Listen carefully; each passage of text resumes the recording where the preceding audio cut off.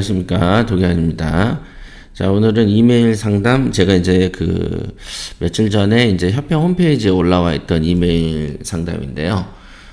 이제 협회 홈페이지 공지사항에 기재가 되어 있길래 제가 이제 스크랩을 좀 해놨었습니다. 한번 상담해 보도록 하겠습니다. 네. 네. 경기도 소재지에 살고 있는 올해 42세 경매 투자자인데요. 글이 좀 작긴 한데 잘 보이실 겁니다. 제가 소리 내서 읽어드리니까. 경매를 시작한 지 8년 정도 됐고요. 투자 초반에 협회장님의 방송을 들으면서 투자 마인드와 기술을 많이 배웠다. 기억하실지 모르겠지만 투자 초반인 13년도에 12월에 이메일 문의를 드린 적도 있다. 이렇게 이제 말씀을 주셨네요. 기억할 리가 없겠죠? 그때도 마인드를 다잡는 데 많은 도움이 되었고요. 당시 팟빵부터 현재 유튜브 방송까지 빼놓지 않고 협회장님의 방송을 항상 감사한 마음으로 청취 중입니다.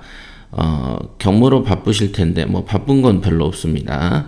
문의드릴 사항이 있어서 글을 썼습니다. 현재 서울과 수도권의 경매로 취득한 빌라를 7채를 보유하고 있습니다. 예, 부자시네요. 그죠? 2013년부터 이렇게 서울 수도권에 그래도 빌라를 했으면, 이 서울 수도권의 빌라들이 이제 최근에도 많이 올랐잖아요. 더더군다나 한 1, 2년 사이에 급격한 부동산 상승이 있었는데, 물론 아파트가 중심이지만 빌라가 안 오를 수 없죠. 아파트로 변하기 직전의 상태가 빌라이기 때문에 빌라도 많이 올랐습니다. 그러니까 지금 가지고 계신 빌라가 7채인데 만약에 서울 수도권이면 법인으로 만약에 사셨다면 이제 종부세 부담이 있는 것이고, 그죠? 종부세 6%. 그러나 개인으로 사셨다면은 아시겠죠? 3주택부터는 심한 경우에는 75%까지 떼어버리니까. 중과 기준이 이제 중과세를 해버렸다니, 중과. 그래서 당분간은 어차피 7채를 갖고 있어도 종부세를 개인으로 갖고 있는 경우에는 얼마 내지도 않습니다. 그러니까 개인들은 스트레스가 아니에요.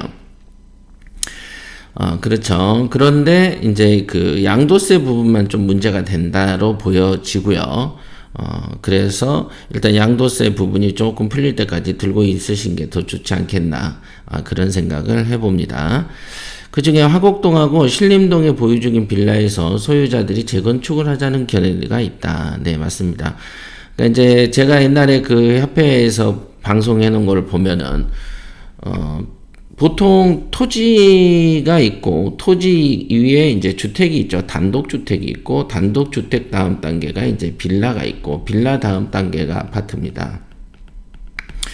그래서 아파트를 사면은 낙찰률도 높고 월세 수익률이 좀 떨어지기 때문에, 물론 제가 말씀드렸죠. 15년이나 20년에 한 번씩, 그죠? 노무현 때 한 번, 문재인 때 한 번 아파트가 폭등을 쳤기 때문에 그거를 기대하고 사놓을 수도 있겠습니다만은, 경매에서 15년, 20년, 이런 어떤 사회주의 정권, 좌파 정권이 들어와서 부동산을 급등시키는 정권을 우연이라도 앞으로는 좀 만나기 힘들 것 같은데, 이번에 한번 너무 되게 국민들이 겪어나가지고, 앞으로는 좀 나오긴 좀 힘들 것 같아요. 그러니까 아파트를 사서 돈 벌었다라는 어떤 특수한 상황을 받아들이는 것은 좀 잘못된 투자 같습니다. 그래서 저도 항상 옛날에 투자를 빌라를 했었죠. 빌라.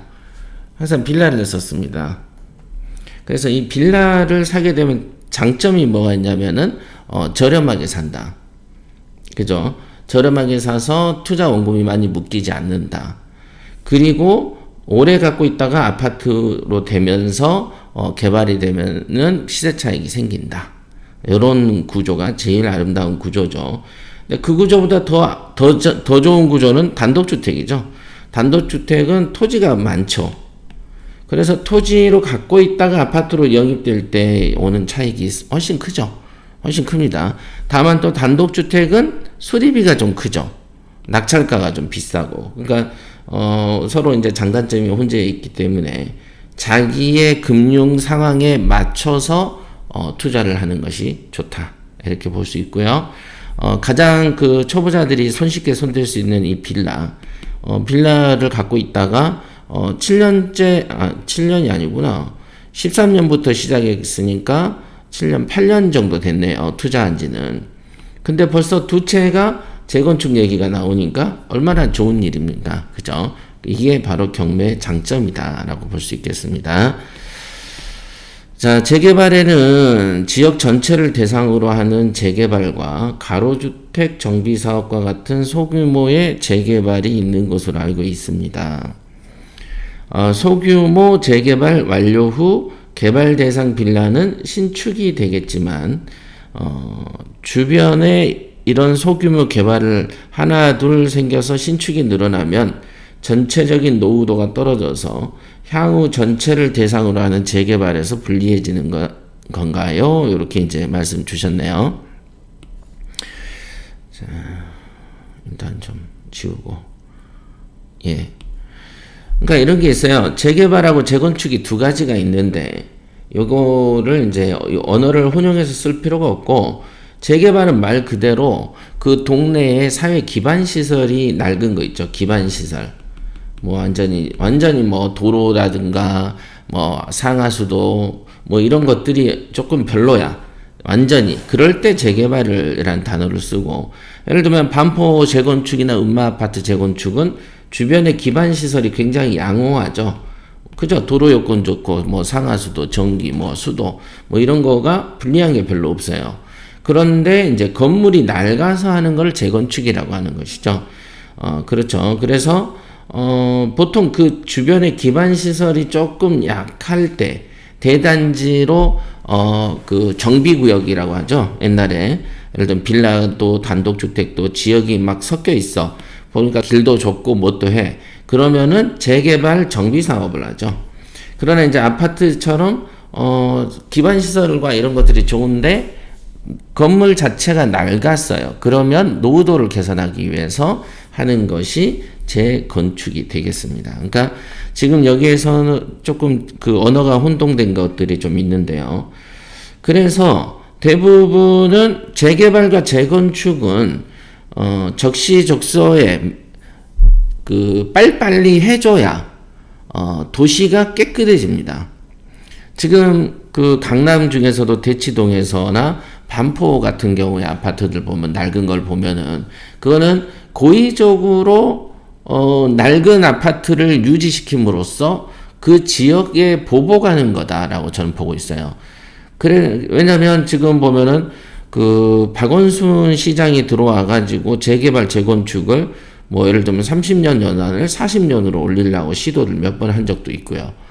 그 다음에 그래서 재개발하고 재건축이 굉장히 안 되다 보니까 공급이 안 되는 거죠. 아파트 공급이 안 되다 보니까 지금 이런 급등하는 정책을 맞이하게 된 것이다.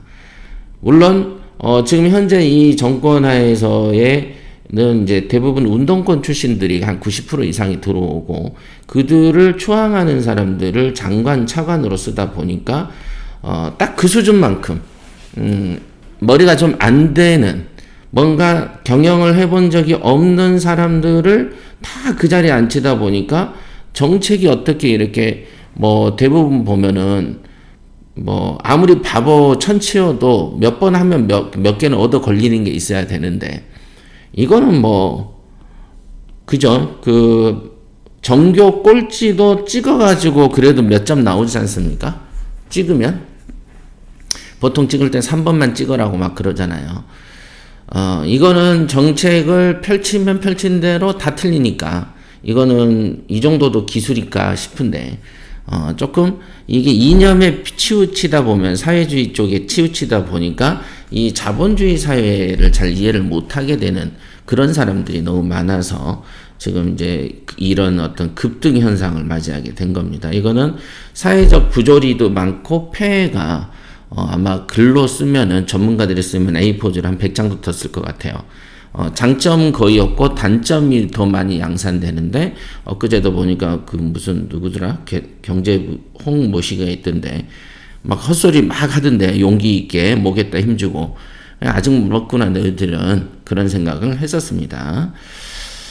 그래서 재개발과 재건축의 차이는 이런 것이다. 그리고 도심 같은 경우에 재건축과 재개발을 제때 안 해주면은 옛날에 이제 그 도시공학 같은 데서 나오는 내용이 뭐가 있냐면 전쟁보다 더 빠르게 도시를 피폐하게 망쳐버리는 것을 뭐냐? 그랬더니 재개발과 재건축을 안 하는 것이다.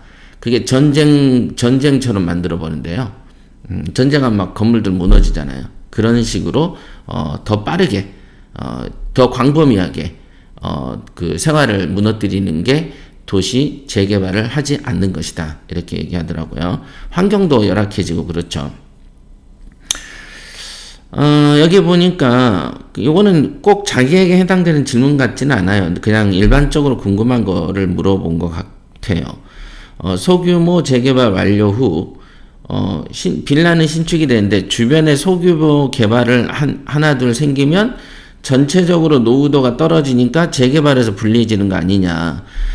그렇죠. 재개발이라는 것은 기본적으로 한 80%의 노후도가 있어야 돼요. 그러니까 전체. 그러니까 여기서 이 동네를 탁 묶었는데 이 안에 있는 집들 중에 80%가 노후도가 보통 한 30년 이렇게 하죠. 보통 벽돌조는 20년, 뭐 콘크리트조는 30년 이런 말들이 있는데 그러다 보니까 아파트는 거의 다 30년 연한을 채워야 되는 거거든요. 그런데 이 안에 이렇게 쭉 안에 있는 집들의 구성이 20년과 30년, 20년 이상이 넘는 집이 80%가 넘어야 되겠죠. 그러다 보니까 범위를 넓게 잡으면 80%가 안 돼 버리죠. 신축들도 있고. 그래서 그 신축을 우리가 조합을 만들어서 이 지역을 개발하자라고 막 동의를 얻는 와중에 일부러 보상을 더 많이 받기 위해서 신축을 막 짓는 집들도 있어요. 보상받으려고 더 어긋장 놓으면서 시간 끌면서 같이 올리려고 알받기 하려고 뭐 이런 것들이 좀 있습니다. 그러니까 그런 사람들이 있어요. 누구는 생각만 하지만 누구는 몸으로도 움직이는 사람들이 꼭 있죠. 이번에 LH 사태 때도 보면은 뭐 단톡방을 운영하면서 거기에 나무도 심고 사람이 안 사는데 가건물 갖다 지어놓고 옛날 같으면 이제 양봉업 한다고 이제 벌 상자 벌통 갖다 놓고 막 그러잖아요. 이번에 그런 수법들을 또 썼죠. 이거는 내가 초등학교 다닐 때부터 보고 들었던 수법들인데 2021년에도 이런 수법을 하다가 걸린 게 이번에 LH 사태 건이었죠. 그러니까 이런 게 재개발이든 재건축이든 어떤 식으로든지 등장하면은 돈이 오르기 때문에 사람들이 미쳐서 날뛰는 거예요. 어떻게든 뭔가 해보려고. 돈만 벌리면 양심이고 뭐가 없죠. 막 눈에 불을 켜버리니까 이렇게 됩니다. 그래서 지금 같은 경우에 신축이 생기면은 향후에 재개발 상황이 불리해지냐라고 단순 질문하면은 맞습니다라고 하는데 재개발이라는 게 선택지로 손에 있다면 사람들은 재개발을 들고 나오지 인근의 범위가 좁은 재건축을 들고 나오진 않아요, 잘. 그러니까 그 말은 뭐냐? 요 말은 질문이 질문이 앞뒤가 좀 안 맞다. 어떤 사람이 재개발도 되고 재건축도 되는 동일한 조건 하에서 사람들이 신축이 만들어지니까 재개발이 조금 영향이 있지 않겠냐라고 말하는 것은 재개발이라는 게 선택지가 있다면 누구나 재개발을 선택합니다. 누구나. 왜냐하면 공급하는 아파트가 대규모로 들어오면 그만큼 가치는 오르니까요. 그러니까 그거를 누가 일부러 그 택일 관계에서 아래쪽을 선택하는 게 아니고 재개발이 되는 상황이 되지 않는데 우리가 조그맣게라도 재개발, 그러니까 폭넓은 재개발이 아니고 조그맣게라도 하자라는 상황이라면 그거는 이 대등한 선택지가 아니었을 것이다. 이거는 시간이 재개발은 뒤에 있는 것이고 요 앞부분 조그맣게 하는 건 앞에 있는 건데 앞에 있는 거하고 뒤에 있는 걸 동일하게 놔버릴 수는 없다. 그리고 재개발이라는 게 언제 될지도 모르는데 그거를 그냥 야 지금 동의해주면 나중에 더 큰 거 이익 없는 거 아니야? 라고 생각하는 것은 우리가 이제 집을 들고 있는데 야 내가 지금 팔면 이득은 있지만 앞으로 20년 후에 보면은 그 집값이 더 올랐을 건데 지금 팔면 안 되는 거 아니야? 이런 생각과 마찬가지다. 그래서 그런 생각을 갖고 있으면 죽을 때까지 집을 못 팔죠. 그렇죠? 그러니까 요거는 욕심이다 라고 볼 수 있겠습니다. 신림동 빌라 나머지 소유자들이 소규모라도 우리끼리 하자면서 동의를 해달라는데 판단이 안 섭니다라고 얘기를 했습니다. 이렇게 하시면 돼요. 그냥 개발한다라고 하면은 해봐, 나 동의할게 이러면 돼요. 해봐 하고 동의할게 하면 됩니다. 왜냐하면 동의한다고 해서 내일 뚝딱뚝딱 이루어지는 것이 아니고 그때부터 시작하는 것이거든요. 여기 이제 시작을 하면서 수익성이 낮으면 시공사가 붙지도 않아요. 시공사는 무슨 예를 들면 무슨 건설 이런 데잖아요.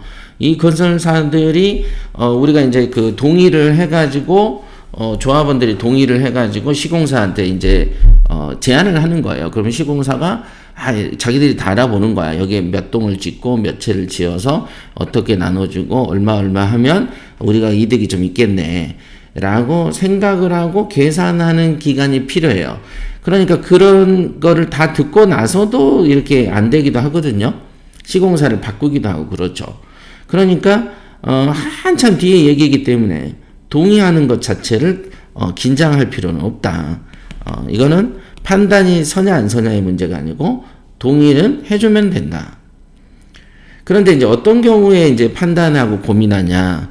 지금 예를 들면은 서장훈이가 흑석동에 이제 상가를 갖고 있다지 않습니까? 그래서 월세도 잘 나온답니다.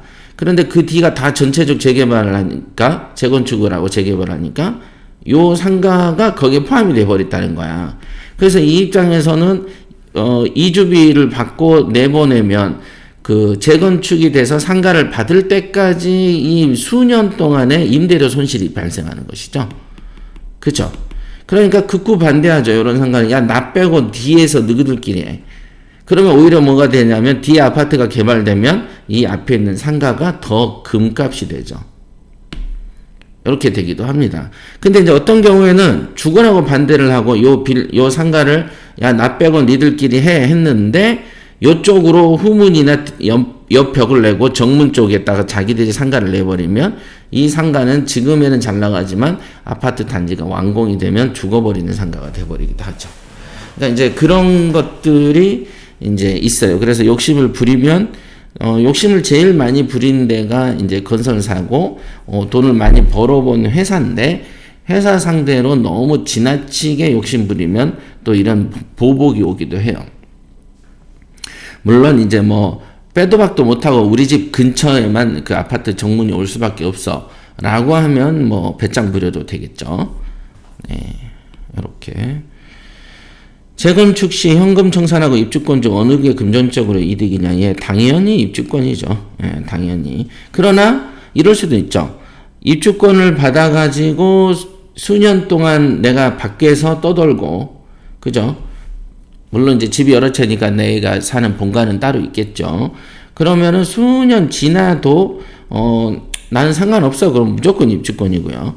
근데 집이 한 채인데 딸랑 있는데 이게 내가 수년 동안 도느니 차라리 돈 좀 값어치 올랐을 때 현금 청산 받아가지고 인근에 조금 낡았지만은 큰 평수 살고 나머지 알파는 현금은 내가 써야지 라고 생각하는 사람은 또 그렇게 선택하는 거죠. 그러나 가장 이제 올바른 선택은 분양권 받는 거죠. 그래서 지금 문정권에서 입주권도 1가구 한 채로 봐버린다라고 또 법을 개정했잖아요.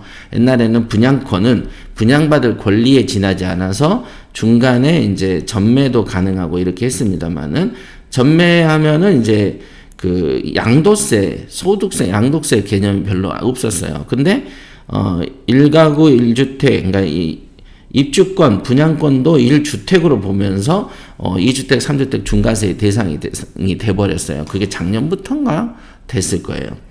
그러니까 요것도 주택수로 포함시켜버리는 거죠. 사실은 주택수로 포함시킬 수는 없죠.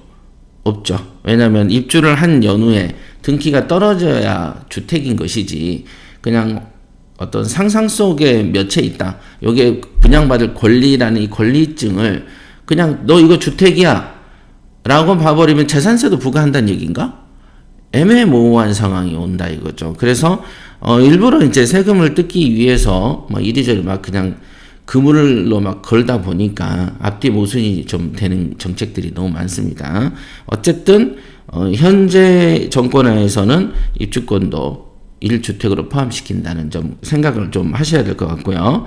물론 지금 동의해서 개발이 진행된다고 한들 요거는 이미 정권이 다른 정권으로 넘어간 뒤의 얘기이기 때문에 그 사이에 또 뭐가 바뀔 수도 있습니다. 지금 연말에 부동산 정책에 대한 이슈가 지금까지는 한 번도 안 나오는데 아마 이 부동산 정책 대선을 앞두고 부동산 정책에 대한 어떤 논의가 이제 어떤 표를 가르는 상황이 되지 않겠냐 싶습니다.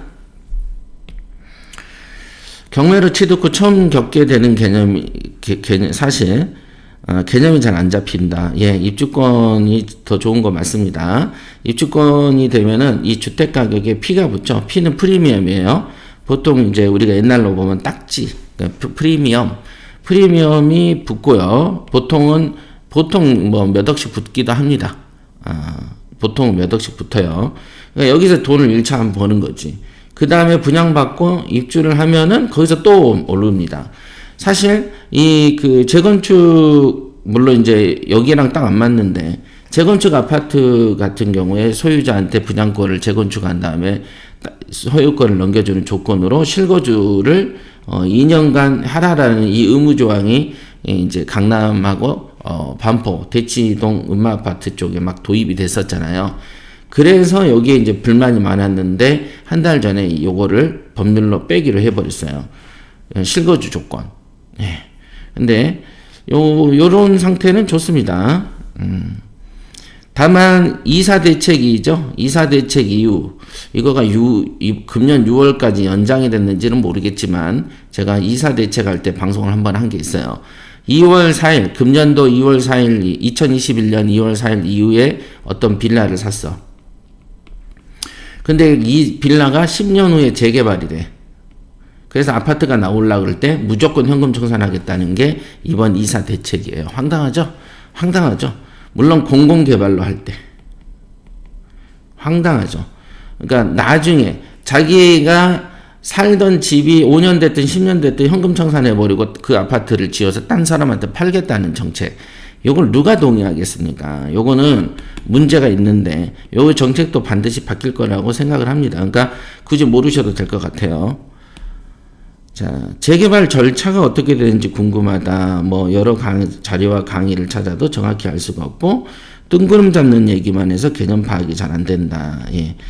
그 다음에 요거는 그러니까 지금 궁금하신 1번, 2번 답변 드렸고요. 자, 긴 세월 한결같이 무료로 교육 콘텐츠를 제공해 주셔서 감사합니다. 주변에 홍보 많이 하겠습니다. 네, 이렇게 해주셨어요. 자, 재개발 재건축은 절차가 어차피 되게 복잡해요. 복잡합니다. 되게 복잡한데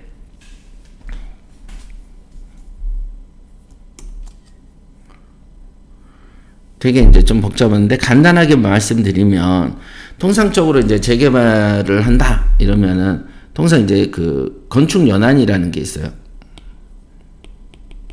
그렇죠? 건축 연한이 차야 돼. 이게 이제 노후도 같은 거죠. 노후도가 차야 됩니다. 보통 노후도가 한 30년 잡는다고 쳐볼까요? 아파트는 30년이니까. 그러면 이 30년 되면 비로소 우리가 재개발 재건축을 논의하는 거죠. 논의하는데 어떤 블록을 정할 거 아니겠어요? 이 블록 안에 이 연한 30년을 채운 집들이 예를 들면은 서울 같은 경우는 보통 80%였어요. 근데 이게 금년도인가 언젠가에 60%로 낮춘다 뭐 한다 뭐 이런 얘기가 있었는데 요거는 한번 확인해 보세요. 이런 거는 이제 굳이 우리 같은 그 소유자들이 관심 바뀌죠. 이거는 이제 조합을 만들고 우리가 추진을 해봐야 되겠다.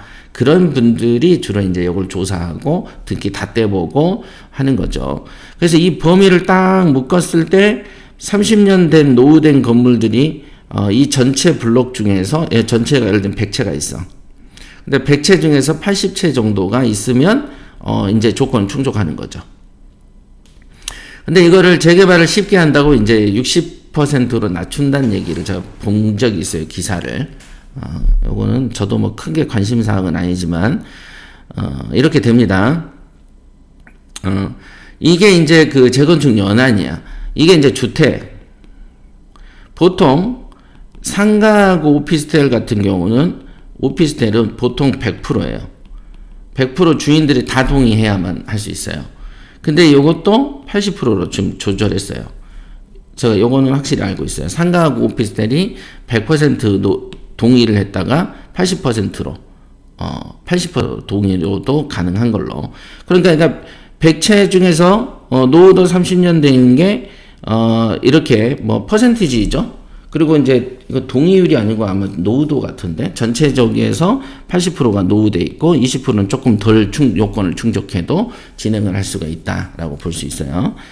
그러면 이런 재건축과 재개발을 연하는 이제 이렇게 노후도 30년 정도를 봐야 되는데, 제가 아파트는 30년 확실한데 빌라나 이런 거는 벽돌조 이런 거가 있잖아요. 그런 경우는 이제 20년으로 이제 알고 있는데, 그것도 여러분들 확인해 보세요.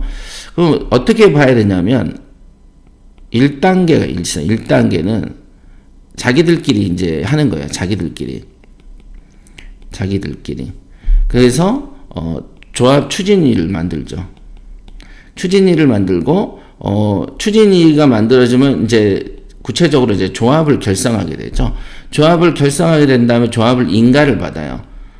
이것까지는 자기들 마음이잖아요. 그러니까 추진도 뭐 한 5명 이상 되면 야 우리 해볼래? 그리고 이제 추진한다라고 하고 간판 걸고 막 사람들한테 소문 내고 막 서류 돌리고 막 그러죠. 그 다음에 이제 조합을 구성을 하죠. 이 조합이 구성이 보통은 전체 구역에서 4분의 3 정도의 그 동의가 있어야 돼. 그럼 이제 조합이 된 다음에 이 동의 인가는 뭐예요? 구청에서 해주는 거죠. 너희들 이제부터 조합이야. 그러니까 여기까지는 관이 개입 잘 안 하죠. 조합 인가까지만 딱 해줘요. 그 다음에 이제 통상적으로 이제 시공사 만나고 막 그러죠. 막 건설사, 현대건설이다, 롯데건설이다, 우리는 어떻다, 저떻다. 그러면 시공사가 설계를 또 오죠. 그럼 평수 같은 거 몇 평에 우리는 한 500세대다. 뭐 이런 얘기들을 하죠. 이건 시공사가 그걸 떠오는 것이죠. 그 다음에 이제 평수가 있고 하면은 우리 보고 평수를 결정하라 그래. 선택하라 그러죠. 평수를 결정할래? 현금 받고 나갈래? 현금 받고 나갈래? 평수 결정할래? 이렇게 이제 묻죠. 그럼 이제 현금 청산한다 그러면은 나중에 청산하면 되는 것이고, 결정이, 요런 게 평형까지 결정이 되면, 그때서야 이제 그 관리 처분을 하죠. 관리 처분은 인가를 이제 또 구청에서 해줍니다. 그러면 이제 이때부터는 이제 완전히 쾌속으로 진행이 돼요. 그 다음에 뭐 예를 들면은 이사비를 준다, 뭐 철거를 한다, 뭐 등등등 하죠. 그래서 통상적으로 여기가 추진위원하고 조합은 이제 그냥 개인이 하는 건데, 이 인가를 구청에서 받으면 그 다음부터는 막 시공사니 평수 결정하고 도면 뜨고, 그 다음에 현금 청산하는 사람 현금 청산하고, 기타 반대하는 사람 아닌 사람 막 설득하러 다니고, 막 이런 일들이 막 생겨요. 그 다음에 여기에서 이제 조합장들을 뽑죠. 조합장을 선출해. 여기서부터 이제 보통 재건축 한번 하면 조합장이 한 명씩은 뭐 형사처벌 받고, 어떤 데는 막 조합장이 수시로 바뀌기도 하고 막 그렇죠. 보통이 이런 과정이 보통 7년, 8년도 걸려요. 보통. 이렇게 오래 걸립니다. 근데 오래 걸린 만큼 서울 수도권에서는 가치가 있죠. 몇 억씩 오르니까. 그래서 관리처분 인가, 요거를 딱 받으면 그때부터 이사 날짜 나오고 합의금 받고 내보내고 이렇게 됩니다. 그러니까 이제 크게 단계로 보면은 여기 구청이 개입하는 부분들을 중점적으로 보시면 된다. 구청이 관리처분 인가하는 부분, 조합 설립 인가하는 부분. 그 외에는 다 조합들이 알아서 움직여. 다 이렇게 이렇게 보시면 됩니다. 특히 이제 그 지금 같은 경우에는 고민을 하시는 건 처음이니까 하는데, 고민거리는 아니다. 그냥 돈 되는 거는 무슨 개발하자 그러면 하자. 네가 할 거야? 하자. 이렇게 하시면 돼요. 그지만 뭐라 그러나 지역주택조합인가? 자기들끼리 돈 모아가지고 하는 거 있죠. 요건 하면 안 돼요. 요거는 지금 이런 행위, 시공사나 뭐 어떤 행위들이 전문가가 붙진 않기 때문에 지역주택조합에는 돈을 띄고 돈을 날리고 집을 뺏기고 뭐 이런 일들이 무지하게 많이 생깁니다. 수익성도 악화되고 이런 지역주택조합으로 잡아서 만든 아파트들이 부실공사도 되게 많고 조금 안 좋아. 그러니까 뭔가 그거는 누가 막 그런 그 수준의 지역주택조합을 하자라고 한 것 같으면은 비추. 근데 이제 제대로 이제 하겠다 그러면 추천. 이렇게 말씀드릴 수 있겠습니다. 여기까지 하겠습니다.